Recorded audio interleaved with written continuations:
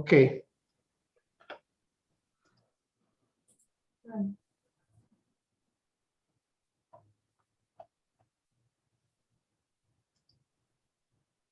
Olá, pessoal. Boa tarde para todos. Sejam muito bem-vindos ao primeiro dia da Semana Tecnologia, um evento promovido pela Healthcare Alliance e seus parceiros.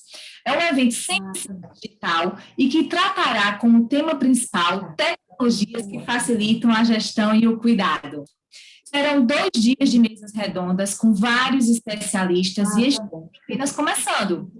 Eu sou a Day Bezerra, sou gerente de produtos do prontuário eletrônico do paciente da MV e vamos dar início ao encontro desta tarde, onde vamos abordar um conteúdo super interessante para falarmos sobre medicina baseada em evidências e os avanços tecnológicos. A medicina vive momentos de mudanças constantes e algumas situações que antes levavam um bom tempo para desenvolver e acontecer, atualmente ocorrem em alta velocidade. A tecnologia entra justamente nesse cenário como uma grande aliada, onde é diretamente relacionada à segurança e qualidade assistencial que é oferecida ao paciente. Paralelamente a isso, ela também pode atuar diretamente no suporte para a medicina baseada em evidências, que preconiza que as decisões clínicas devem ser embasadas em alto grau de evidência, alcançada através de trabalhos e pesquisas científicas relacionadas à área clínica em questão. Nossa, é uma super mesa que a gente tem agora para a gente trabalhar, falar. Com base nesse contexto, nós convidamos excelentes profissionais do mercado de tecnologia em saúde para falar, debater junto com a gente. Então, o primeiro convidado é o professor e doutor Renato Sabatini, PhD e consultor pioneiro, com mais de 50 anos de experiência em tecnologia de informação, em medicina e saúde. A segunda convidada é a Cláudia Toledo, General Manager and Country Director da Elsevier. E temos o Breno Figueiredo Gomes, coordenador da equipe de Clínica Médica 5 da rede Mater Dei de Saúde. Como eu falei, eu estou super empolgada porque esses nomes, assim, são as celebridades no nosso meio e eu estou muito honrada em fazer parte dessa mesa como moderadora com grandes personalidades do mercado. Sejam todos muito bem-vindos. Tenho certeza que esse momento será extremamente rico e contribuirá muito com o conhecimento de todos. Sejam bem-vindos, pessoal. Se quiserem dar o ok para a nossa turma, podem falar agora um pouquinho. Tá no mudo, Claudinha. Boa tarde a todos. É um prazer estar aqui com vocês, Daiane, com você, com o Breno e com o professor Sabatini. Eu tenho certeza de que essa sessão vai ser com muito conhecimento, muita informação e muito impacto no dia a dia de todo mundo que está assistindo. Um grande prazer, a gente está participando também, viu? Para a gente ajudar e trocar uma ideia sobre um tema tão interessante, né? Ok. Bom, muito obrigado pelo convite, a MG e a querida Daiane. É um prazer estar aqui muito grande com os amigos, principalmente a Cláudia, que a gente trabalhou bastante junto, né, Cláudia? E eu sou professor de medicina baseada em evidência já há bastante tempo, né? Professor de bioestatística aplicada à pesquisa e medicina baseada em evidência na Unicamp, na Faculdade de Ciências Médicas da Unicamp, e continuo trabalhando nessa área também, inclusive essa intersecção com a tecnologia, né? É muito bacana. Espero que a gente possa conversar mais sobre esse assunto agora durante a sessão. Nossa, muito bem-vindo, gente. Eu estou realmente feliz em fazer parte dessa mesa com vocês. O professor Sabatini é o grande professor de todos nós, né? Quem aqui nunca foi aluno do professor Sabatini? Ele já foi professor de todo mundo e eu estou muito honrada em poder ter sido aluna dele. A Claudinha, nossa grande parceira da Elsevier, que traz sempre várias novidades para a gente, e o Breno, que faz parte de uma grande rede de hospitais, a rede Mater Dei em Saúde, nosso cliente, nosso parceiro também. Então, para iniciarmos, eu gostaria que cada um de vocês contasse um pouco para a gente. Diante de um cenário em constante transformação que nós estamos vivendo, qual é a importância da medicina baseada em evidências, na opinião de cada um de vocês? Começar com a Claudinha. Claudinha? Bom, obrigada, Daiane. Boa pergunta, né? A importância toda, né? Eu costumo dizer que a gente não sabe o que a gente não sabe. A gente só sabe o que a gente acha que a gente sabe. E aí a gente tem um problema, porque a gente é ingênuo esperar que os médicos e os profissionais de saúde eles tenham na memória sempre tudo o que eles precisam no momento que eles precisam. Da mesma forma que a gente é submetido ao fato ou fake, eles também têm. É confiável e atual ou não é confiável e atual? Então, a prática baseada em evidências, a medicina baseada em evidências, ela vem justamente para ajudar os médicos e os demais profissionais de saúde a atuarem com mais segurança, com base no que é mais comprovadamente válido, né? Então, a prática baseada em evidências ela tem 3 componentes: uma é a expertise do profissional, a segunda são as necessidades do paciente, e a terceira é a informação científica, né? Então, sobre a informação científica, que é o que a gente respira o tempo todo na Elsevier, é interessante. Com a Covid, de janeiro a setembro, teve um aumento de 4.900% no número de publicações científicas relacionadas à Covid. Um pouco antes, na Zika, o aumento foi de 3.300%. E um pouco antes, no SARS, foi de 1.200%. Você vê que só vai aumentando, né? No SARS foi menos, na Zika foi mais, na Covid agora é um absurdo, e acho que na próxima será mais ainda. Então, a velocidade é muito alta. E hoje, dentro da base de Covid, da base de dados de Covid da OMS, tem 270 mil artigos indexados, mais ou menos, só sobre Covid. Não dá para consumir tudo isso, né? E ainda tem os diferentes tipos de evidências, porque a medicina baseada em evidência, nem tudo é a mesma evidência. Então, você tem níveis. Você pode confiar mais quando é guideline. Agora, se você tiver uma revisão sistemática, ela tem um valor alto. Se é um estudo randomizado, é outro valor. E se é um estudo coorte, é outro valor. Então, se você tem 2 tipos, você tem que saber qual que você vai escolher. Então, nosso papel aqui, eu acho que todos nós aqui, estar olhando para quais são as evidências mais atuais, entregando para os profissionais de saúde aquilo que eles podem confiar mais, porque não dá tempo. Fazer uma pesquisa em 1 minuto, ler em 4 minutos e aplicar imediatamente. Então, acho que nosso papel aqui é pensar como é que a gente pode garantir que os médicos estão tomando as decisões mais adequadas para os seus pacientes, que no final é quem mais importa. Verdade, garantindo a segurança do cuidado, né, de forma mais rápida, com o uso, de fato, desses apoiadores da decisão clínica. Super interessante. Antes de eu passar a palavra para o nosso próximo participante, apenas reforçar para todos os nossos que estão nos assistindo, no chat vocês podem a qualquer momento escrever as suas perguntas, que a nossa equipe vai estar juntando e no final nossos palestrantes vão estar respondendo a cada uma das perguntas de vocês, tá ok? Passar agora a palavra para o Breno. Breno, a mesma pergunta, tá? Diante desse cenário que estamos na constante transformação, qual a importância da medicina baseada em evidências, na tua opinião? Bom, eu sou da linha de frente, né? Eu atendo paciente mesmo, sou clínico geral, então estou atendendo paciente internado todo dia, consultório todo dia. E o que a Cláudia ponderou é uma coisa muito interessante, porque ano passado, principalmente, né, a produção científica em torno, a gente usou o exemplo, e não tem como escapar do Covid, né, da Covid, é uma produção científica absurda e a gente precisa, de alguma forma, filtrar. Isso, na parte científica, a gente tem visto isso com uma intensidade cada vez maior, né? Porque, apesar desse número absurdo de publicações, a grande maioria delas não tem impacto absolutamente nenhum, na maioria das vezes, diante do nosso paciente. E a Cláudia ponderou muito bem, eu acrescentaria mais um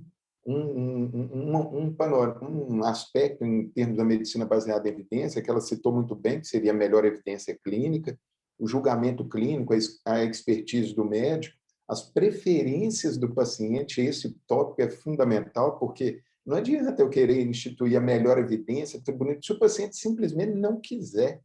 Tá? Todo mundo sabe que cigarro faz mal. Se o paciente não quiser parar, ele não vai parar. Então, o julgamento, a definição do paciente é muito importante. E um quarto pilar que seria os recursos que a gente tem, né, disponíveis.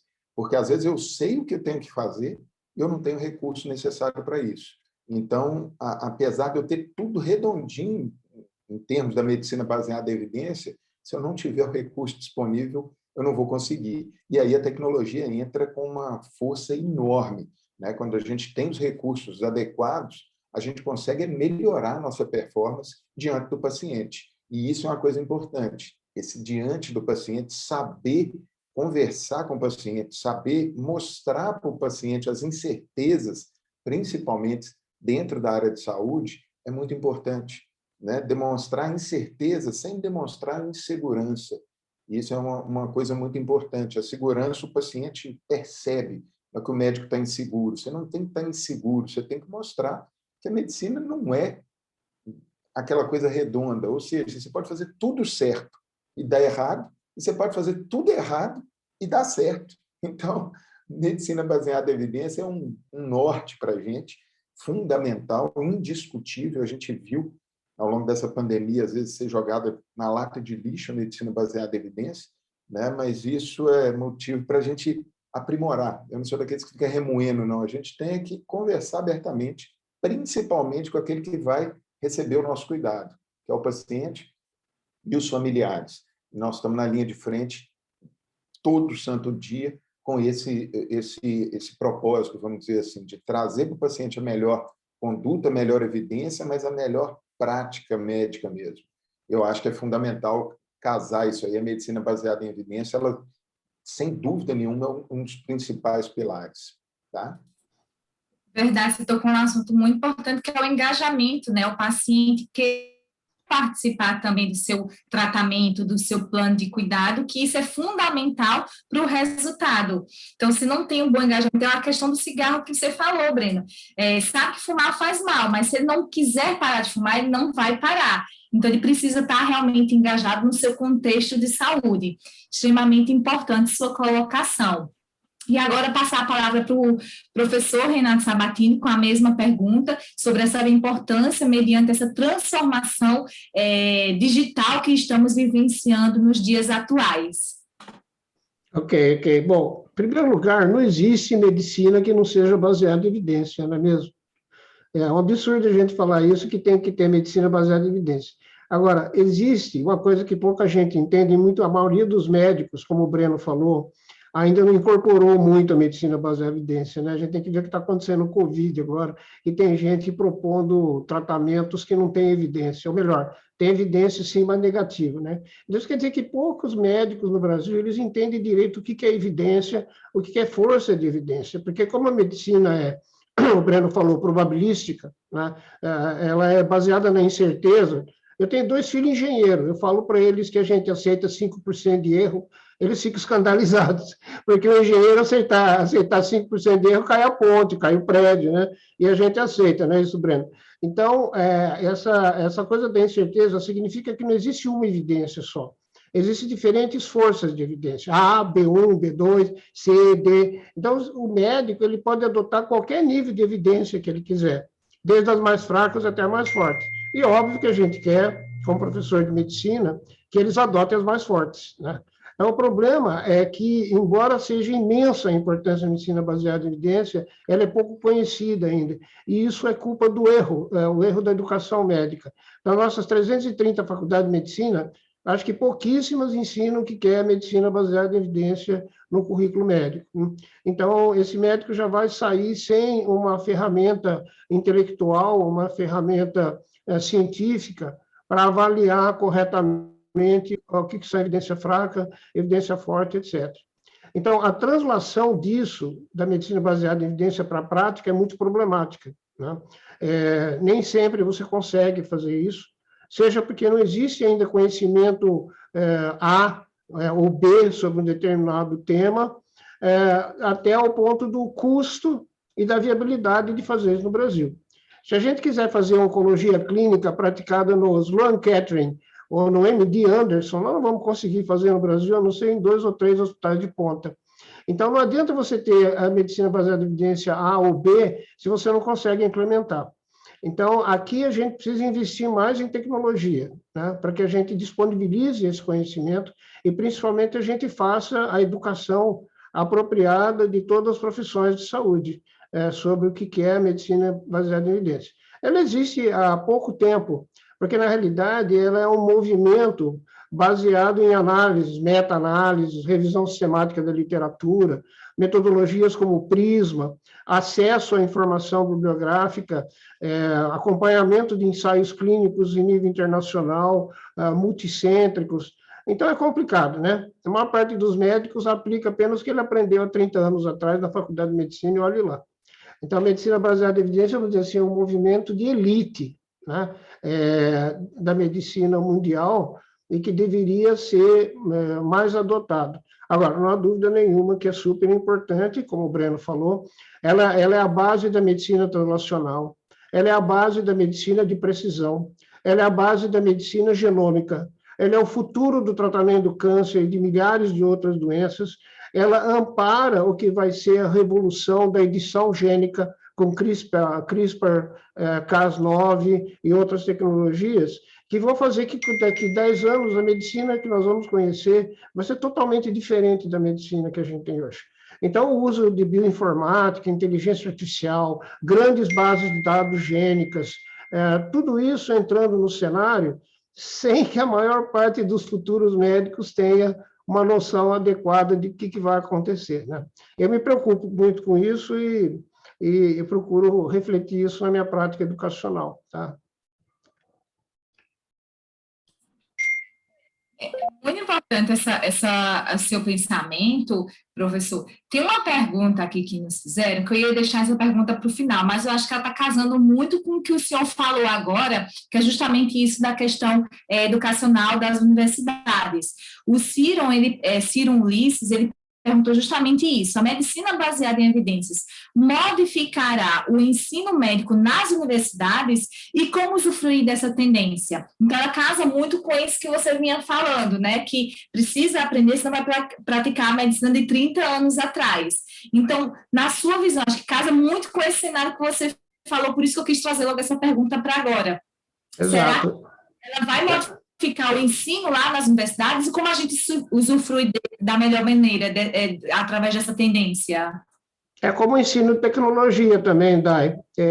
Muito poucas faculdades ensinam telemedicina, prontuário eletrônico, sistema de apoio à decisão, etc. Eu, felizmente, sou professor adjunto na Escola Baiana de Medicina. Estou baiano, né? Lá a gente ensina a metodologia de medicina baseada em evidência. Eu ensino telemedicina, informática e saúde no curso médico. Agora vai entrar no curso de enfermagem também. Desde 85 eu ensino na Unicamp, todas essas coisas. Mas o impacto vai ser quando a gente tiver todas as faculdades de medicina, a grande maioria ensinando. Porque o Dr. David Sackett, né, que foi um dos inventores da medicina baseada em evidência, ele disse uma coisa muito engraçada. Ele disse que quando um aluno de medicina se forma, depois de 6 anos de estudo, metade do que ele aprendeu já está obsoleto. E ele completa dizendo, o pior é que ele não sabe nem qual é a metade. Quer dizer, nós estamos numa situação extremamente perigosa, porque ele vai ter que continuar estudando e sempre correndo atrás, porque até a Cláudia fala isso nas apresentações dela, né, Cláudia? Hoje, em medicina genômica, o número de trabalhos publicados está duplicando a cada 3 meses. Duplicando a cada 3 meses. Como é que a gente consegue acompanhar uma coisa dessa? Então, só através da tecnologia. Nós vamos precisar da inteligência artificial para nos ajudar, porque um ser humano não consegue mais, mesmo que ele seja um super especialista na área dele, ele vai ter que ler 500 trabalhos por mês, né? Mesmo assim. Então, nós temos um dilema da explosão do conhecimento que a nossa mente humana não consegue mais trabalhar, e muito menos ensinar. Agora, Daiane, tem um gargalo aí muito difícil, que é que não existe professor.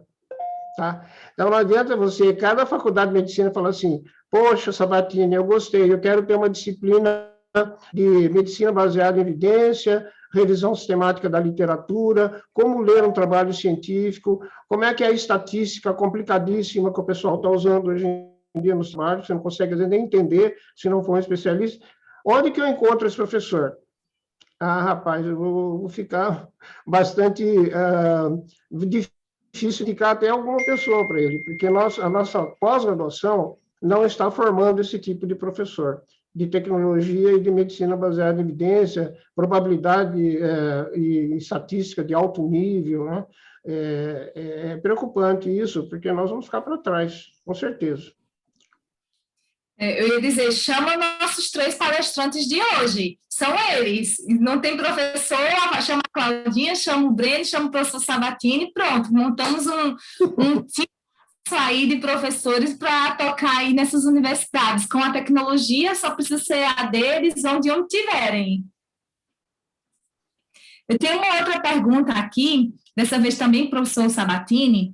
Diante dos ganhos para as decisões clínicas, assistência ao paciente para a comunidade médica, quais as limitações práticas e como aplicar as evidências em saúde de forma mais adequada? Bem, isso você precisa levar esse conhecimento até a prática médica, né, de enfermagem, etc. Como é que você faz isso? Se tem tanto trabalho publicado, você não tem tempo de fazer isso. Então, a Associação Médica Brasileira, desde o ano 2000, que eu inclusive fui participando do projeto, tem o projeto Diretrizes. Né? Então, tem grupos de especialistas de várias sociedades médicas que se reúnem periodicamente e fazem o que a gente chama de uma diretriz, ou guideline em inglês, né? Ou um consenso, quer dizer, os grandes especialistas eles chegam a um consenso sobre a melhor forma de diagnosticar, a melhor forma de tratar, e cada uma dessas diretrizes, cada frase que eles falam, tem uma letra A, B, C, D associada com relação à força de evidência. Então, você pode filtrar essa informação de acordo com a força de evidência que você quiser aplicar. Por exemplo, na minha clínica, eu quero aplicar só evidência A, tá? Então, eu posso filtrar as diretrizes para ter só o que é evidência A. Por exemplo, será que o stent farmacológico em coronariopatia melhora a sobrevida do paciente? Né? Então, eu vou procurar uma evidência A para isso. E eu vou falar isso para o meu paciente, falar, olha, vamos fazer um stent farmacológico, porque no seu caso diminuiu em 40% a mortalidade em 5 anos. Então, essa é uma grande dificuldade que a gente tem de engajar o paciente, porque ele não entende como a ciência é feita em medicina. A gente está vendo isso acontecer. Por exemplo, ele não entende que a medicina é probabilística, que a gente não tem certeza de nada, né? Ou melhor, de nada não, de muito pouca coisa. Então, para ele, o cientista é um cara sagrado que sabe tudo, 100%. Ele fica muito confuso quando ele vê que não é bem assim. E o médico comum, o médico da prática clínica do dia a dia do consultório, ele está no mesmo nível de confusão, na minha opinião. Porque quando ele vai num congresso, da especialidade dele, ele vê isso repercutindo, ele lê isso nessas publicações. Então, alguém tem que fazer esse trabalho de levar a coisa para a prática clínica de uma maneira que seja digerível, tá? E que seja mensurável também, né? Então, tem que ser smart, né? Tem que ser específico, né? Tem que ser mensurável, tem que ser relevante e tem que ser temporal. Por que temporal? Aí a Cláudia vai completar aqui, né? Porque muda o tempo todo. Muda o tempo todo. Então, quer dizer que quando você está acreditando numa coisa que funciona, vem um carinha lá e publica um trabalho dizendo que não é bem aquilo, que agora é de outro jeito. Então, se você não conviver com isso, você não sobrevive como médico competente hoje em dia, na minha opinião. Tá? Quando eu falo médico, eu falo todos os especialistas, né, todos os profissionais da área da saúde. Então, com certeza, a gente tem que levar essa prática da medicina baseada em evidência, ela é fundamental. Eu não entendo como alguém não leva em consideração. Por exemplo, tem muitos médicos nunca ouviram falar do Cochrane. Vocês ouviram falar do Cochrane Center? O Centro Cochrane é um que faz revisões sistemáticas e meta-análises de trabalhos para chegar a uma conclusão mais sólida a respeito de algum procedimento diagnóstico. E tem muita gente que nem sabe que existe esse site, onde você pode fazer uma pesquisa bibliográfica e achar esses trabalhos. Quando você faz a pesquisa numa base como a Clinical Key, da Elsevier, ou Informed Digital, da Manoli, você pode filtrar por meta-análises, né? Eu quero só ver meta-análise, eu só quero ver review, só revisão da literatura. Você vai conseguir, o médico, mesmo com pouco tempo, ele vai conseguir acessar de uma forma rápida, que é o que todo mundo quer, e objetiva, aquela informação sobre alguma coisa que é da prática comum dele do dia a dia, ou que ele vai ter que modificar, porque ele está fazendo errado. Né? Olha, só para terminar, eu não quero ser polêmico, tá? Mas o Brasil é o único país do mundo que aceita a homeopatia como uma especialidade médica, na MB, no Conselho Federal de Medicina, na Anvisa, no SUS e até em alguns planos de saúde. Para mim, isso é um absurdo. Agora que tem uma lei lá que vai acabar, vai punir criminalmente quem receitar alguma coisa que não funciona, homeopatia, bye, bye, acabou de morrer, certo? É bom que o professor Sabatini, ele gera polêmica e estou encerrando já para passar a bola para o outro. Gostei. Tá bom, eu não quero monopolizar, hein? Passa para os outros. Não, mas é bem isso mesmo. E foi bom que o professor Sabatini reforçou justamente a palavra do Breno, né? Ter a incerteza, mas não passar a incerteza, mas não a insegurança, né? Tornar seguro, mas saber que está dentro de uma condição que ainda está sendo estudada, verificada. Então, acaba reforçando ainda mais a fala. Falando um pouquinho aqui com a Claudinha, vocês hoje possuem soluções, assim, diversas soluções, na verdade, que apoiam os profissionais de saúde, médicos, enfermeiros, em suas rotinas. Principalmente são maravilhosas, porque eu sou fãzaça de vocês, não tenho nem palavras, né? Como funciona a inteligência por trás do software para otimizar e facilitar as decisões do dia a dia, Claudinha? Depois do professor Sabatini, que não quer ser polêmico, deixa eu falar aqui. Então, a gente tem muita tecnologia baseada em evidência para diferentes pessoas do cenário da saúde usarem, né? Essa é uma preocupação nossa, cobrir com diferentes recursos, diferentes necessidades, inclusive do paciente, que o Breno ressaltou.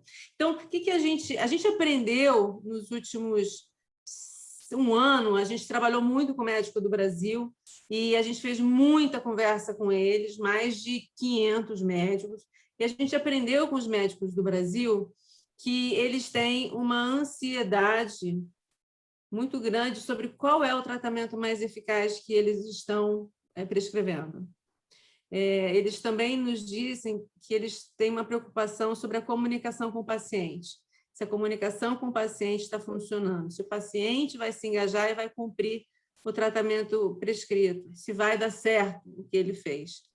E eles falaram também que eles têm preocupação se o diagnóstico que ele está dando é o mais certo, ou ele perdeu algum diagnóstico diferencial aí que ele deveria ter considerado. Então, a gente tem se preocupado, eu acho que a Elsevier é a única empresa do Brasil que está se preocupando em oferecer a decisão baseada em evidências para todas as etapas da jornada do paciente, né? A gente está falando de prevenção, diagnóstico, tratamento, cuidado em casa. Eu acho que a gente é a única a oferecer isso para que a gente possa ajudar os profissionais de saúde, os pacientes e o médico a resolver todas as suas dúvidas, né?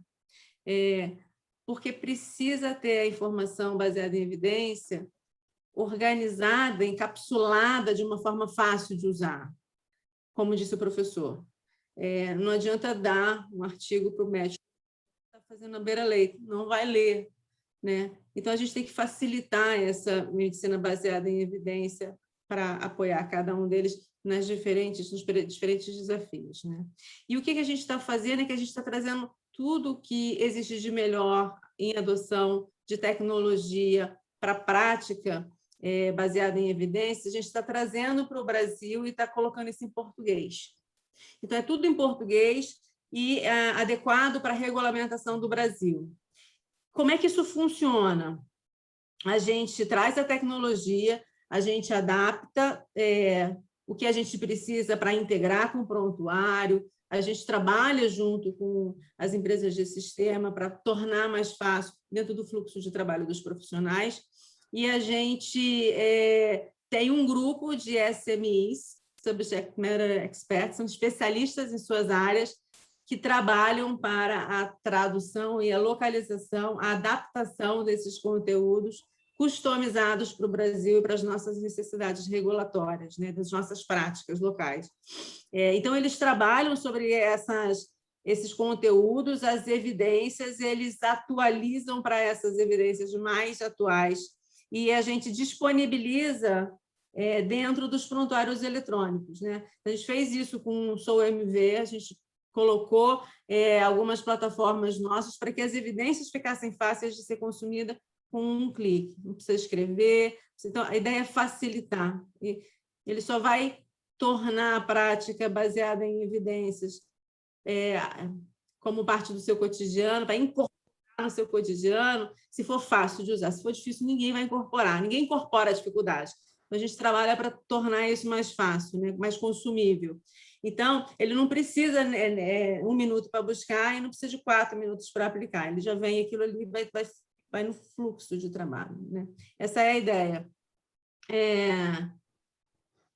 E essa forma de trabalho, de tecnologia dentro do prontuário, na mão do profissional, para ele se comunicar com o paciente, com as equipes multidisciplinares e educar o paciente, isso já é uma prática internacional, isso já é adotado nos Estados Unidos há mais de 10 anos, isso a gente está trazendo para começar aqui no Brasil, porque acho que já está mais do que tarde para fazer isso, né? Não é impossível ficar trabalhando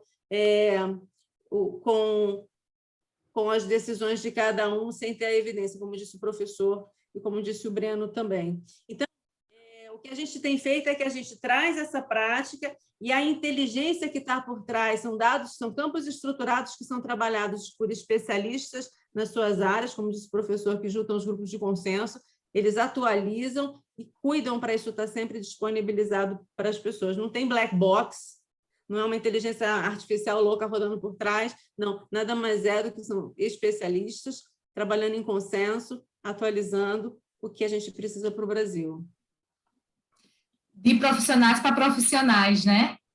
De profissionais para profissionais. Porque só eles sabem qual é a forma que tem que... Não adianta a gente, né? Não tem esse sonho de que sou eu que vou falar, é você que vai falar. A gente sabe porque a gente fica ouvindo isso o tempo todo, mas assim, sou o médico que vai falar para o médico o que ele precisa fazer.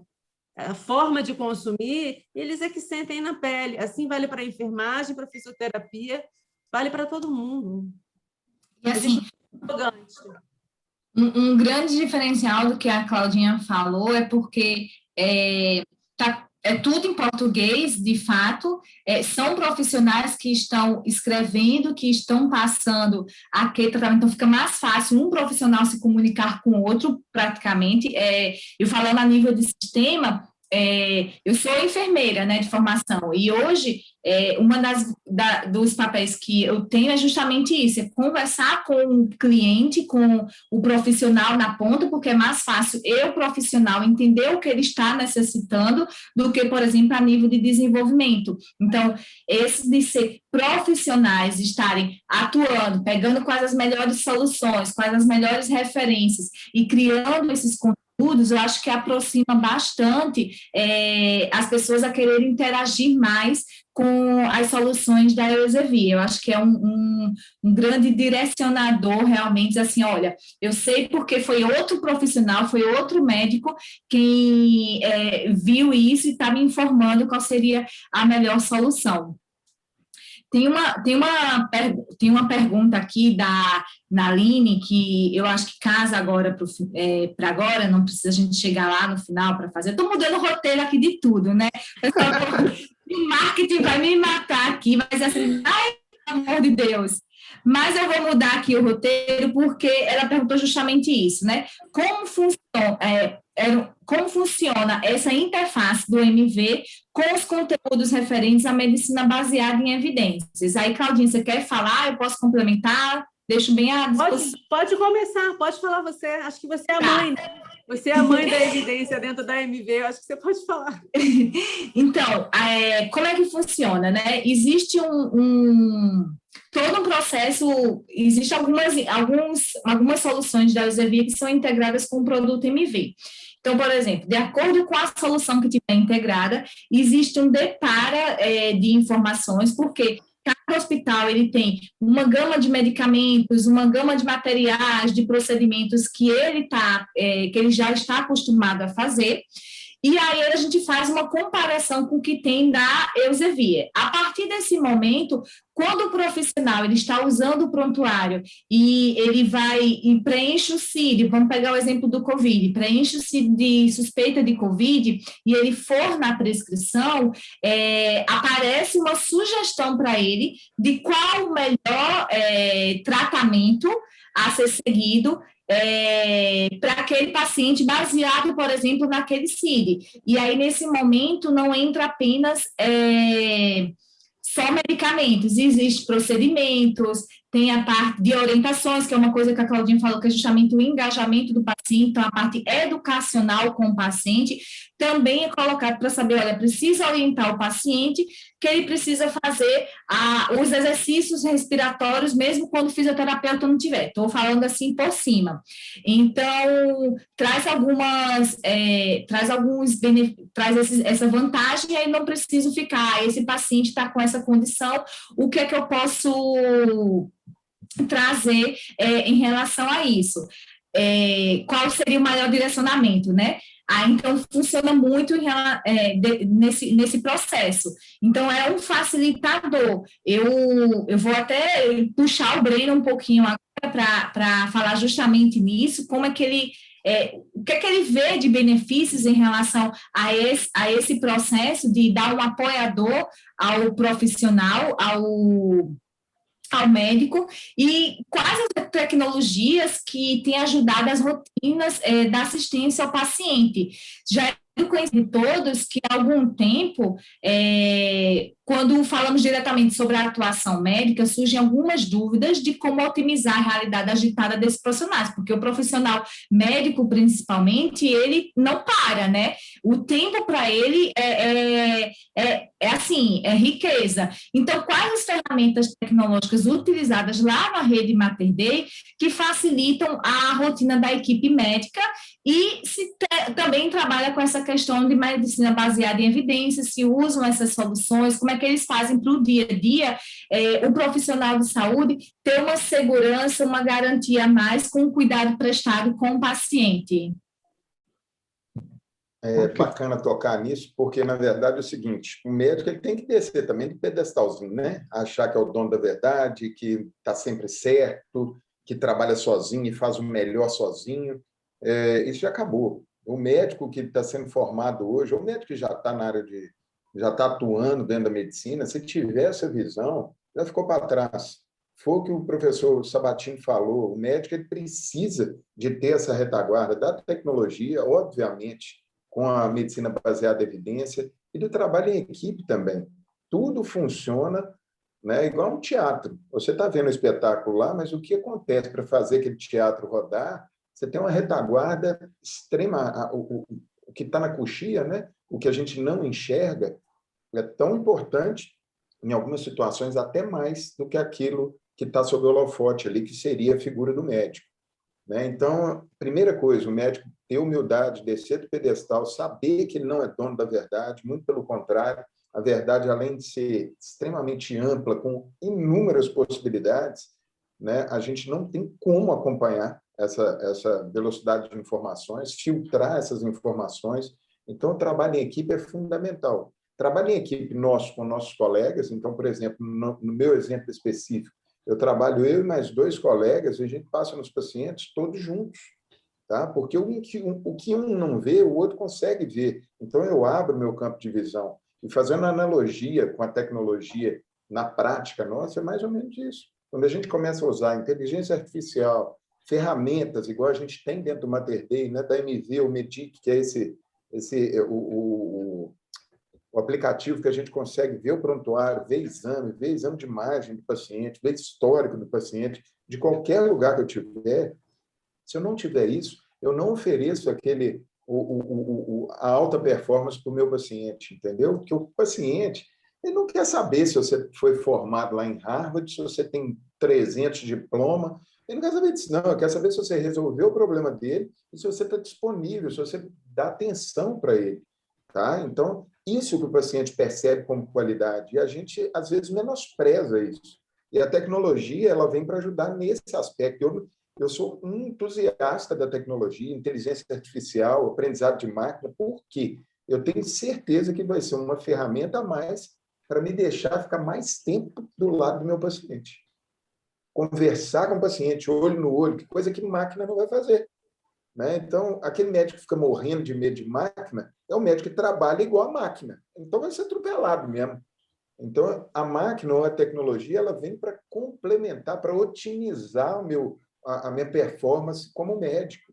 Oferecer para o paciente, eu não tenho... Se eu estou errado, se eu já estou ultrapassado, se tiver uma ferramenta que diz, Breno, não é isso que usa mais, eu baixo minha cabeça, eu vou ler lá e, não, graças a Deus que me avisou.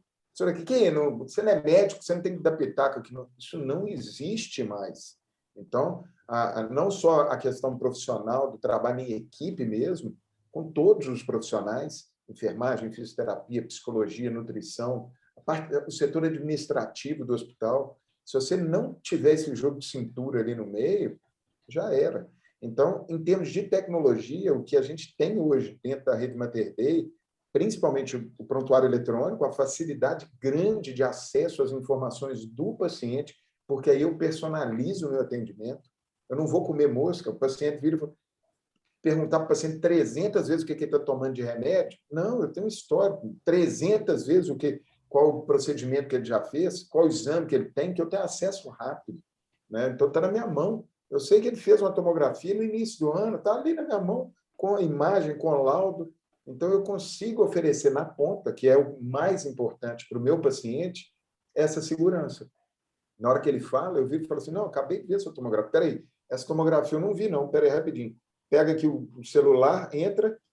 Ah, tá. Não, é isso, isso. Então, isso dá uma encorpada, dá uma sensação de segurança para quem está na ponta, para o paciente, que é uma coisa indiscutível. Tá? Então, assim, é para onde a gente vai caminhar. Né? E cada vez mais, aí, um ponto que vocês tocaram aí, que eu acho espetacular, não tem outro momento de engajamento melhor para o paciente do que na hora que ele está na tábua da beirada lá, na hora que ele está internado, na hora que ele está olhando para a parede do hospital. Ali é um momento crucial. Se a gente conseguir introduzir isso com firmeza, em termos de educação do paciente, e aí você fala, que é o tempo do médico e tal. Claro, vai ser eu preciso de uma equipe, né, para me ajudar nisso aí, para aproveitar esse momento de fragilidade do paciente, mas que ele está ali, fervilhando, caçando informação, ele está querendo saber o que está acontecendo com ele. É a hora. Se a gente conseguir explorar isso, eu acho que assim, vai ser um salto absurdo, porque o paciente fica dentro do hospital esperando tomar medicação ou está se sentindo mal, mas assim, uma boa parte do tempo, né, ele está lá à toa. Né? Então, eu acho que é uma alternativa boa. E a gente utiliza isso. Dentro da rede Mater Dei, hoje, o Medic, que é o aplicativo da MV, né, ele me ajuda assim, absurdamente nesse sentido, para me oferecer alta performance para o meu paciente. O paciente ele percebe isso, essa encorpada que a tecnologia deu na gente, entendeu? Sem perder, claro, essa questão do olho no olho, do tempo para conversar com o paciente, do tempo de eu olhar um exame do lado do paciente. Eu abro os exames dele, do lado dele, eu olho, mostro, aqui ó, a imagem aqui, ó, a imagem é essa aqui, ó, consigo mostrar, então essa parte da educação ajuda demais da conta. Tá? Então, é o que a gente tem hoje, que eu não tenho dúvida, não tem jeito de voltar para trás mais, agora a gente só vai melhorar. Vocês tratam de melhorar, vocês que desenvolvem. Não pode mais ficar atrás, né? O professor Sabatini levantou a mão, acho que ele quer falar alguma pontuação a respeito da sua fala, Breno, mas é bem isso que você falou, é aquele caminho sem volta, né? E uma coisa que você falou muito importante, que é algo que eu sempre falo, não existe tecnologia para substituir o profissional, ela vem para apoiar ele na melhor tomada de decisão, então cabe realmente ao profissional entender essa situação e dizer assim, olha, eu quero ficar, de fato, para cuidar do paciente da melhor forma e eu vou utilizar a tecnologia ao meu favor. Então, tem que entender esse ponto para poder, de fato, dar o direcionamento que é mais adequado, garantindo a segurança do cuidado, a segurança do próprio profissional, porque ele está confiante de que ele tomou a decisão certa naquele tratamento. Então, aí entra os sistemas de apoio à decisão, entra lá a Elsevier, apoio, diz assim, olha, doutor, tem outros médicos aqui que seguiram por este tratamento e deu o andamento correto. Então, é super importante. O professor Sabatini levantou a mão, eu acho que é a respeito desse tema. Professor? Bom, Daiane, já que você bagunçou todo o roteiro, eu vou contribuir aqui, tá? Eu ia falar isso depois de uma outra pergunta, mas a questão é técnica, e eu dei a consultoria para a Elsevier, para a MV, para implementar essa ligação direta com o PEP, com as plataformas online de conhecimento. Eu também sou vice-presidente do Instituto HL7, que é um instituto de interoperabilidade. Então, assim, primeira coisa, é super importante conectar o PEP às plataformas de conhecimento. O médico tem que sair do PEP para ir buscar aquela informação.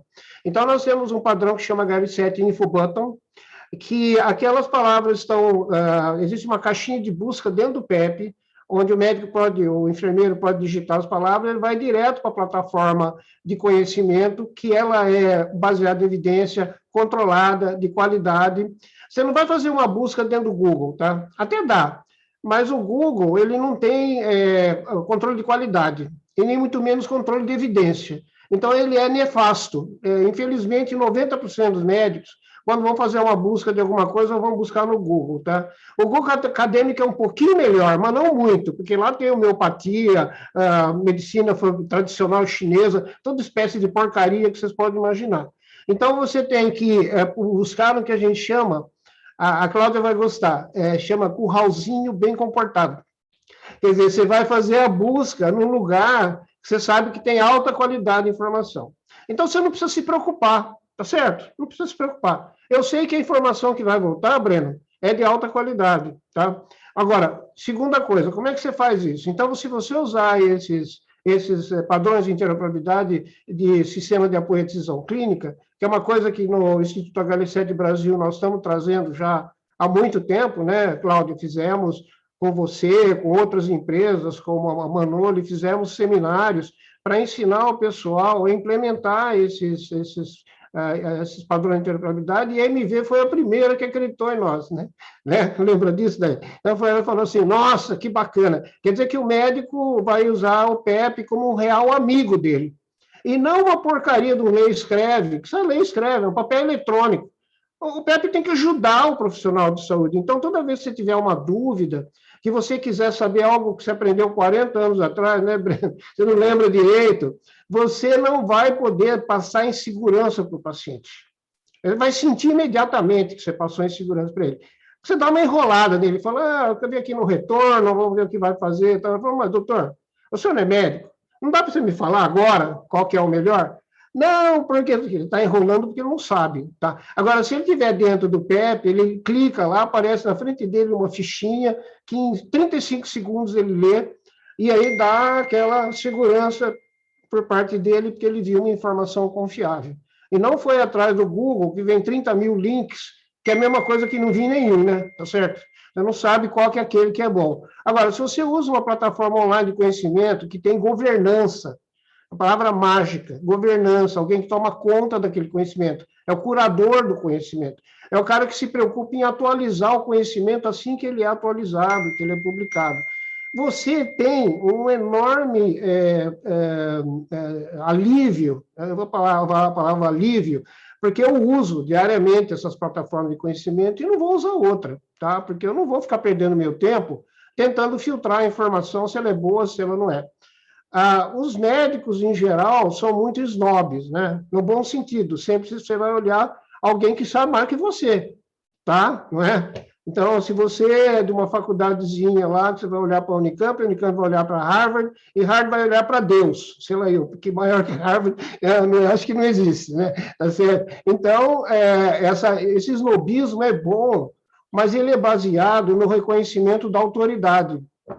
Então, eu sempre brinco, né? A Cláudia sabe disso, assim, se você tiver 5 minutos para ler um artigo, qual que você vai ler? O do North Tanzanian Journal Dermatology ou do American Journal Dermatology? Fala a verdade, fala a verdade. Você não vai ler o do North Tanzanian, porque, embora talvez seja espetacular o arquivo, você é um snob, você vai olhar para aquele que oferece a melhor informação, porque ela foi filtrada por pares.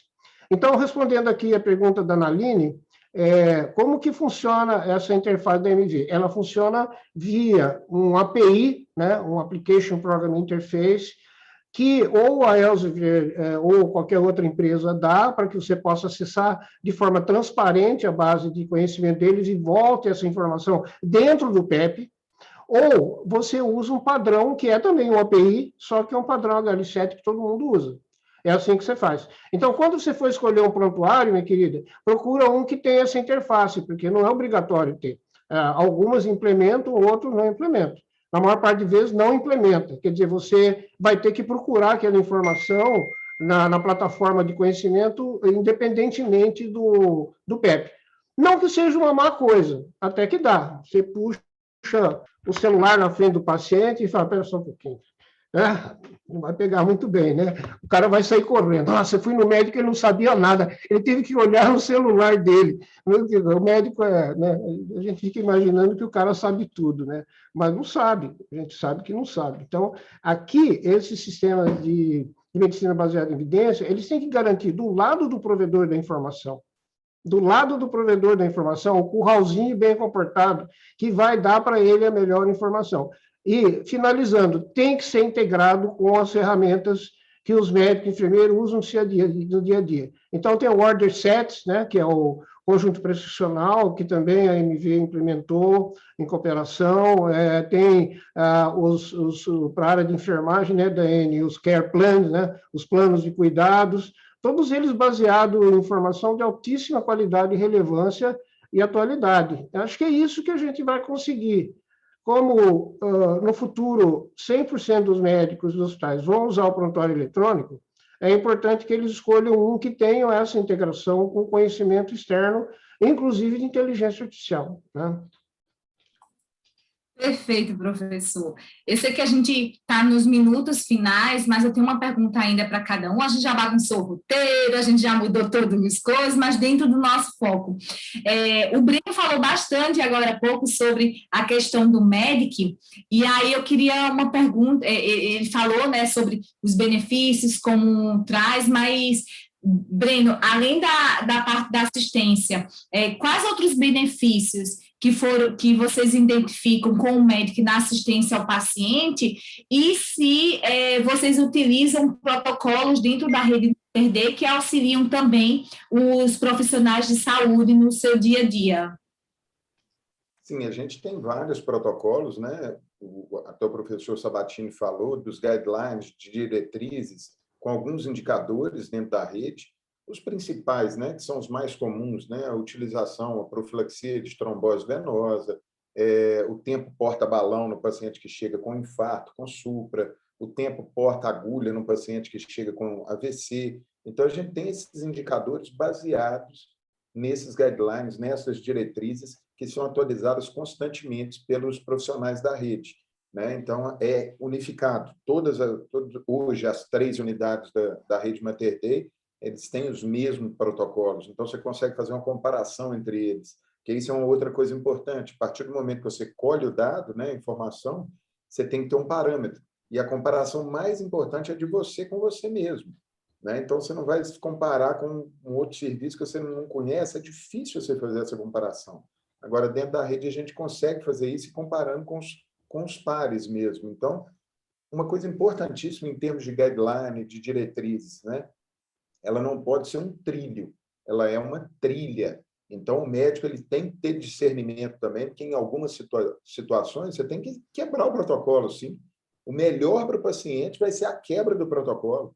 Esse paciente não pode seguir o protocolo porque ele vai ser colocado em risco, ele tem que ir para fora do protocolo. Essa consciência situacional aí é fundamental para o profissional de saúde, para o médico que está ali na linha de frente, né? Então, a gente tem que ir agregando isso, obviamente, com as diretrizes, os guidelines, os indicadores que a gente utiliza, ter humildade para reconhecer que a gente tem que melhorar, né? Porque o médico ele não aprendeu a ser cobrado, né?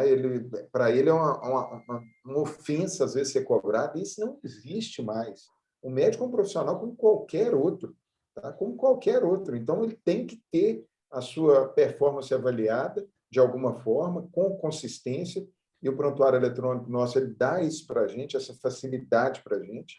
Né? A comparação minha com meus colegas, com os pares, é uma coisa muito simples hoje dentro da rede, a gente consegue fazer essas comparações de maneira muito fácil. E o médico tem humildade para reconhecer ali aquele lugar onde ele pode melhorar. Eu, por exemplo, eu gosto quando eles me falam que o indicador meu está ruim, que eu sei que dá para melhorar. Quando dizem, esse indicador está bom, você acaba desleixando. Quando se você for o melhor da sala, tem alguma coisa errada, né? Então, você tem que melhorar. Então, a ferramenta da tecnologia, junto com essa questão de coleta de indicadores, baseados, obviamente, nos guidelines, nas diretrizes, elas dão esse norte para a gente. Então, você não fica navegando naquele mar louco, você tem o norte para onde você vai ir. Então, a tecnologia entra nisso aí junto com a gente. Ok. Calma, que quase que eu esqueço que eu estou no mudo aqui. Gente do céu, está uma loucura. Vamos lá.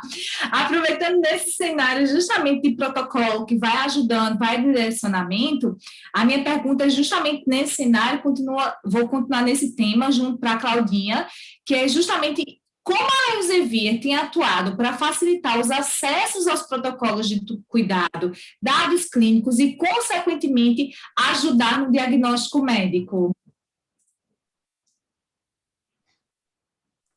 Isso que o professor está comentando. Então, a gente trouxe para dentro dos sistemas de prontuário eletrônico, a gente trouxe as plataformas que são databases, campos estruturados, que são mapeados com o prontuário, são inseridos dentro do prontuário. Então, fica uma base de dados de protocolo e de planos terapêuticos, o protocolo para ser usado pelo médico em formato de checklist. Então, para o CID, ele tem o checklist de sinais vitais, comando para enfermagem, exame, medicamentos, aberto. Então, você pode ter uma variabilidade saudável, né? Você pode fazer um cookie de chocolate, você pode fazer um cookie de baunilha, você não pode fazer um cookie de picles, né? Então, a gente tenta colocar ali os ingredientes para não virar picles, né? E aí a gente permite que todo mundo possa fazer a seleção e as prescrições baseado na evidência, fácil de fazer, porque os campos do prontuário são adaptados, são melhorados, assim, são ajustados para terem as informações e as codificações que os dados estruturados trazem. E aí, a partir dos dados estruturados, fica tudo muito mais fácil de você analisar. É muito mais fácil você analisar um campo, você pega o log e analisa os resultados daquilo ali, do que você analisar um manuscrito de um médico. A gente consegue garantir a questão da segurança do cuidado, né? A segurança do cuidado, da qualidade e segurança do paciente.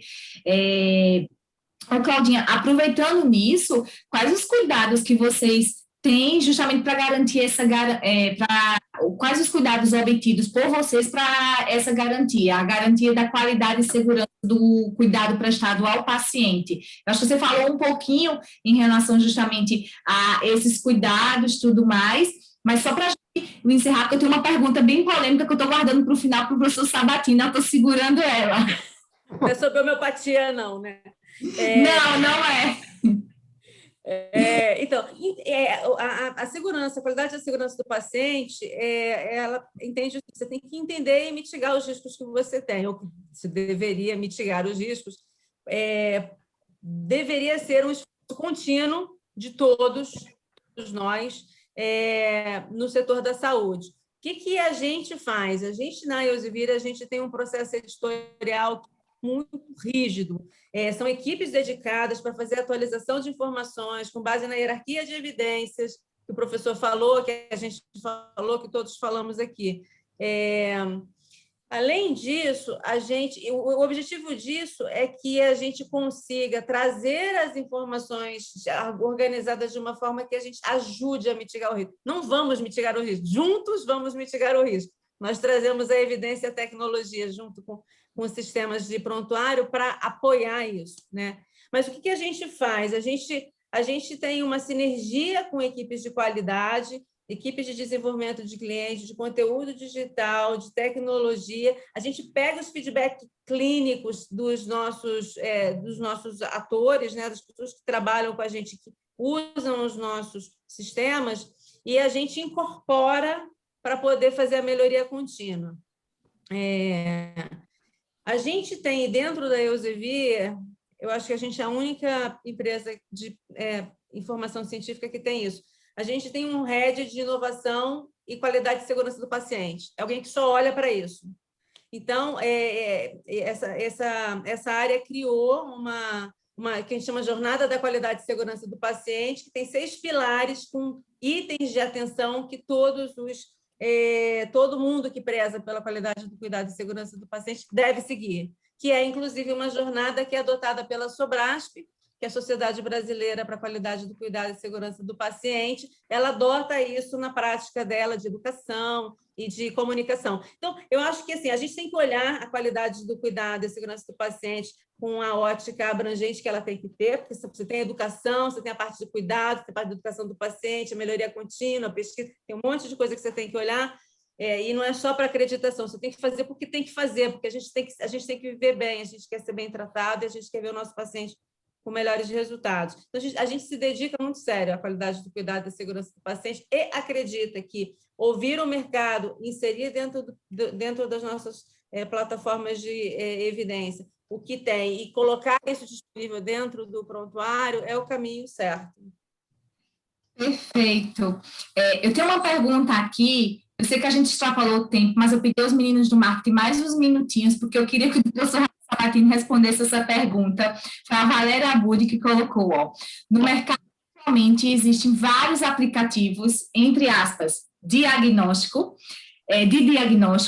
em que o próprio usuário responde um questionário, obtém um resultado, o que vai em desencontro com a medicina baseada em evidências.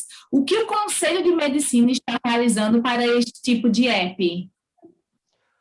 Olha, o Conselho Federal de Medicina não tem muita atribuição sobre esse tipo de coisa, mas é a Anvisa que tem, tá? A Anvisa é a agência reguladora dos dispositivos médicos, né? Qualquer coisa que você use, desde um simples oxímetro até um tomógrafo, tem que ser homologado e autorizado para uso no Brasil pela Anvisa. Então, a Anvisa está num projeto de discussão, Valéria, que se chama Software as a Medical Device. O software sendo considerado como um dispositivo médico, ou seja, ele precisa obedecer às mesmas normas de corretude, de segurança, de informação atualizada, etc., que qualquer outro dispositivo médico. A FDA americana já implantou esse processo lá, então, toda vez que você tem um software dito de inteligência artificial, como esses aí que você entra o sintoma, ele te dá um diagnóstico, ele tem que ser testado em laboratório, para ver se ele está correto, se ele é baseado em evidências, para ele poder ser liberado para uso. Aqui no Brasil, é o faroeste, ainda não tem regulação nenhuma. Outro dia, eu entrei num site que tinha um enfermeirinho, um avatar de um enfermeiro, muito simpático, que ele fazia perguntas para você para ver se você estava com Covid, né? Então, eu derrubo eu não chamo de inteligência artificial, eu chamo de burrice natural de quem fez, porque é um perigo você fazer esse tipo de software. Eu falei assim, eu estou com coriza e um pouco de tosse, porque tenho alergia ao mofo. Ele falou que eu estou com Covid, que eu tinha que ir para o hospital e que eu estava correndo risco de vida. Você imagina a idiotice de quem fez o algoritmo desse tipo de coisa. Está lá na internet para todo mundo consultar. Então, esses aplicativos são extremamente perigosos. Por favor, não usem nenhuma porcaria desse, porque nenhum deles funciona. Porque eles não são feitos de acordo com a técnica adequada de inteligência artificial e com informações baseadas em evidência. O famoso Tratikov, né, do Ministério da Saúde, que foi um horror, foi um negócio assim, pavoroso, que eles liberaram uma coisa que dava receita digital para a pessoa sem nunca ter conversado com ela, com hidroxicloroquina, ivermectina, zinco e mais um monte de coisa. Agora eles estão lá na CPI, né, negando. Mas a verdade é que tem gente fazendo essas coisas perigosas. Então, não usem isso, porque a Anvisa, na hora que ela implementar o software médico device, vai matar 90% das startups em saúde. Enfim, eu sei que a gente passou um pouquinho do tempo, eu tenho alguns recadinhos para vocês. O pessoal do marketing, os nossos coraçõezinhos aqui, que hoje tiver trabalho com nossa mesa mais animada de todas, ele vai colocar aqui no chat o link para você, que vocês possam inscrever sua instituição para o novo projeto da Healthcare Alliance, em conjunto com a consultoria do Sírio-Libanês e a Fox. Se chama o Programa de Aceleração Digital e Operacional. Vocês podem acessar o link, preencher o formulário e vão ter... Preenche o formulário e tem um desenvolvimento do questionário de maturidade digital e operacional da sua instituição. Super legal esse questionário, que vocês vão preenchendo e vão saber a que nível de maturidade vocês se encontram. Logo mais, às 17 horas, nós temos a nossa terceira mesa redonda de hoje, também super interessante, que um tema a gestão de saúde para o cuidado e prevenção. E a nossa mesa redonda de hoje está gravada, vocês vão receber por e-mail, o pessoal do marketing vai estar encaminhando para todos os e-mails de inscrição. Breno, Cláudia, professor Sabatini, eu não tenho palavras para agradecer a presença de vocês. Foi um conhecimento, assim, maravilhoso, sempre é muito bom compartilhar e sempre eu aprendo muito com vocês. Eu sei que o nosso tempo extrapolou, a gente tinha muita coisa para falar, que a gente fala mesmo, né, professor? E a gente fala muito, então eu queria muito agradecer. Pelos cotovelos. Né? Queria muito agradecer vocês, contamos com vocês para mais outras oportunidades, para a gente debater assuntos ricos como esses, tá bom? Muito obrigada pela presença de todos. Obrigada. Nós que agradecemos. Obrigado. Tchau, tchau.